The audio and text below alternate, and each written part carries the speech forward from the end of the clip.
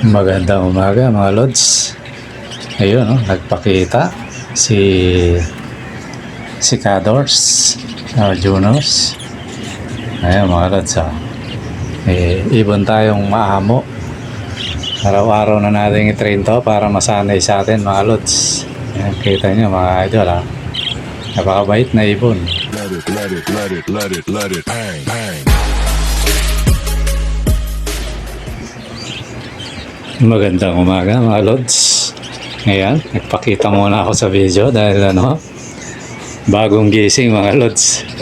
Pagkagising, ayan, akit kagad sa ibunan. Wala pang hilamos yan mga Lods, wala sukulay-sukulay yan. Yan yung natin sa ibunan. Mas nauna pa silang basta nasa bubong kasi ito mga idol. Kaya pagkagising ko dahil may naka-ready ng tubig dyan minsan yung mga nasa galon, kaya yan.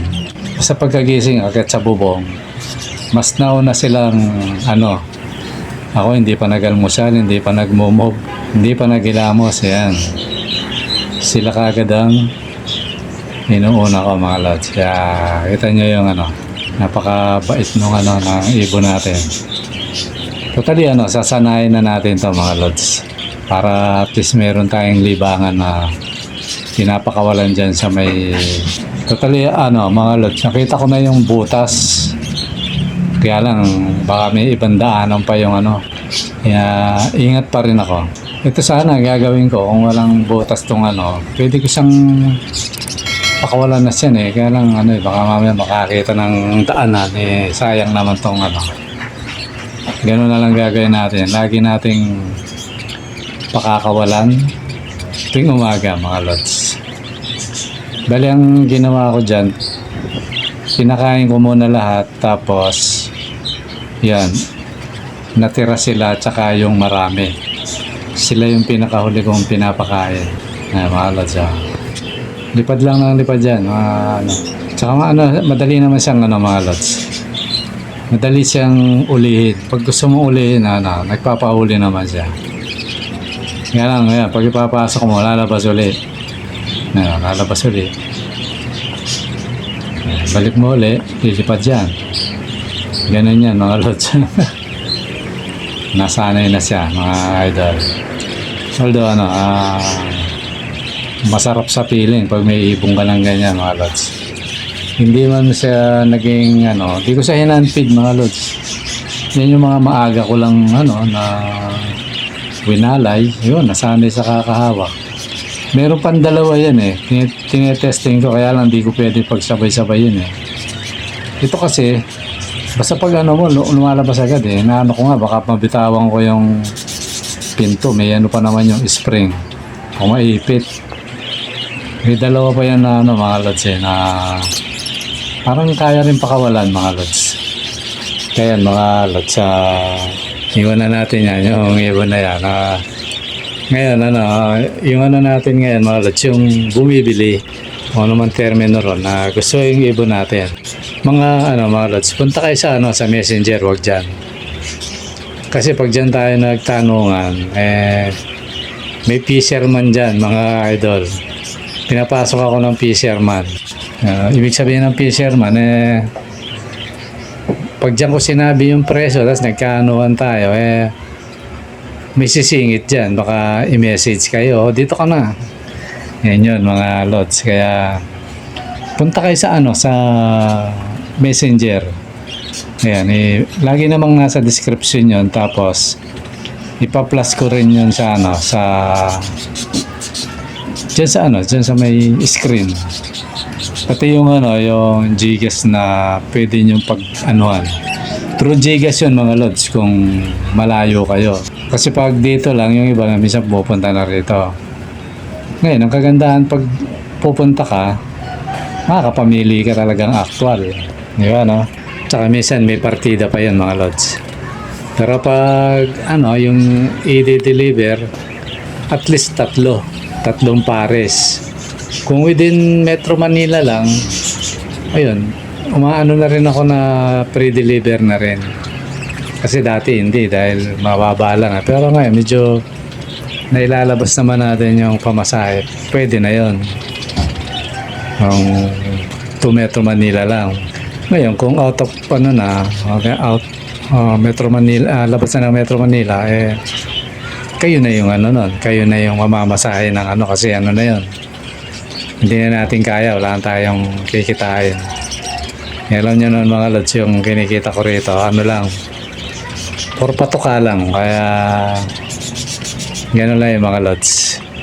Kaya yung mga ano dyan, yung mga yayamaning nanonood dyan, baka gusto yung pag-sponsor sa mga alaga natin, eh, hindi ko tatanggihan yan mga lods. Eh. Sa mga ibon naman natin yan.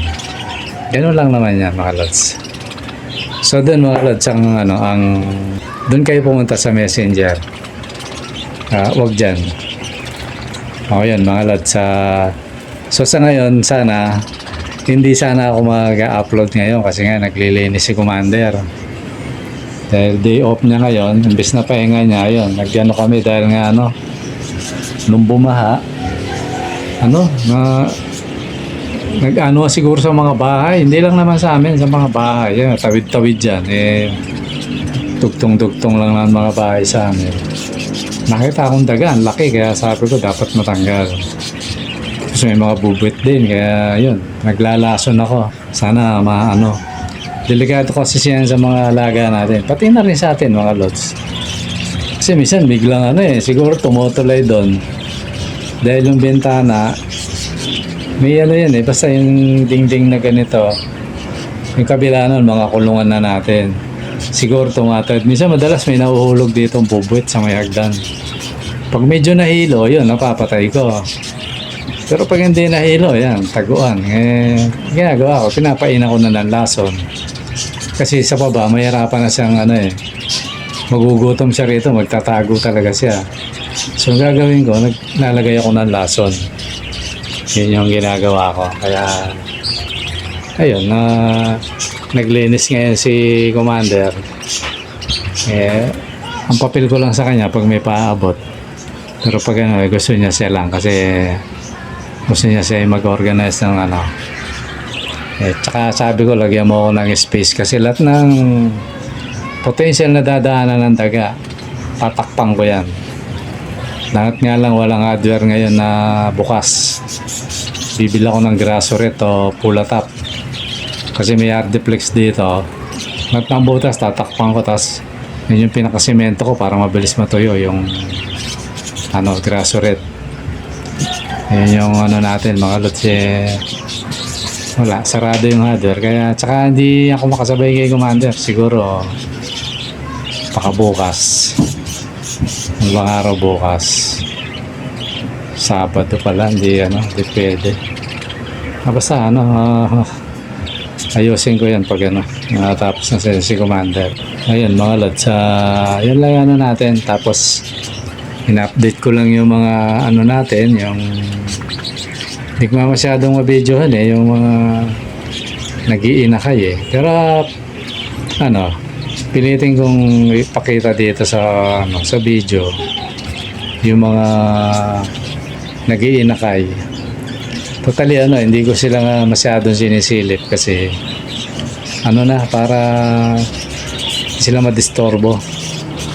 Kaya nung isa mukhang wala siyang pipisain dalawa lang yung pertil, namatay pa yung isa. Ngayon mukhang hindi pa mapipisain yung isa mga lods. Ngayon yun yung nagbabalak akong palitan kasi bukod sa matagal siyang mag-breed, parang ganito mga lods, yung malalaking yung mga budget kit. Bago siya umitlog, talagang malaki na todo yung inakay niya. Tapos, naibaba mo na. Matagal pa rin. Kumbaga, parang 3 months. 3 months siya. Sabi ko, matagal.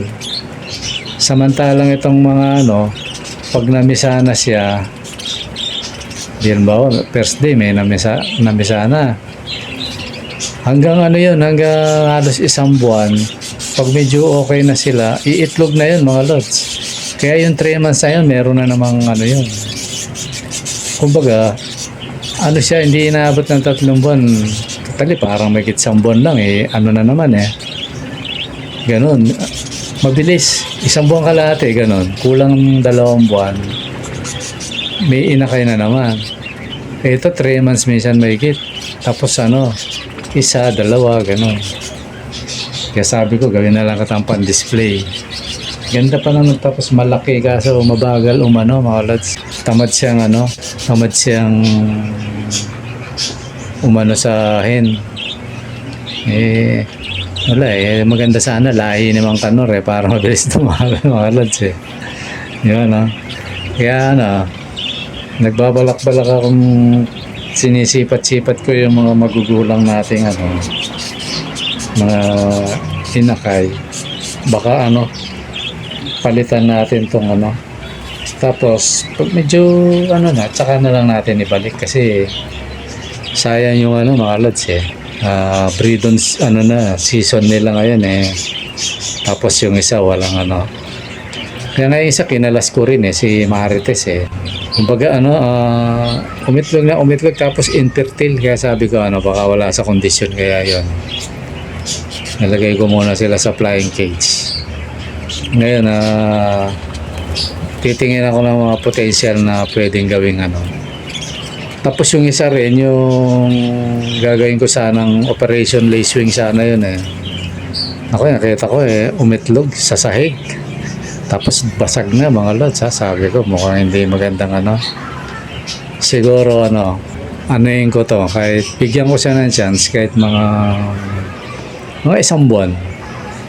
Tingnan ko, kapag hindi natin papalitan natin mga lods kasi wala, gano'n talaga eh. O kaya ilipat ko ng pagpalitin ko sila ng nung yung mabagal umitlog, doon ko na lang ilagay kasi yan eh. Maganda kasi tinitingnan tong mga to, malalaki. Parang viewing na lang mga lods. Kaya lang sayang yung